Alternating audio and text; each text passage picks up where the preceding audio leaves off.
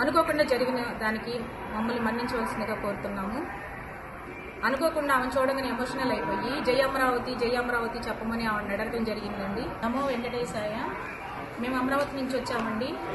ఈరోజు శ్రీవారి సేవలో భాగంగా మేము సేవకు వెళుతుండగా మాడవీధుల్లో మంత్రి రోజా గారు కనిపించారండి దర్శనం చేసుకుని బయటకు వస్తూ. అనుకోకుండా ఆమె చూడగానే ఎమోషనల్ అయిపోయి జై అమరావతి చెప్పమని ఆమె అడగడం జరిగిందండి. మాకు శ్రీవారి సన్నిధిలో జై అమరావతి అనే నినాదం చెప్పకూడదనే విషయం మాకు తెలియదండి.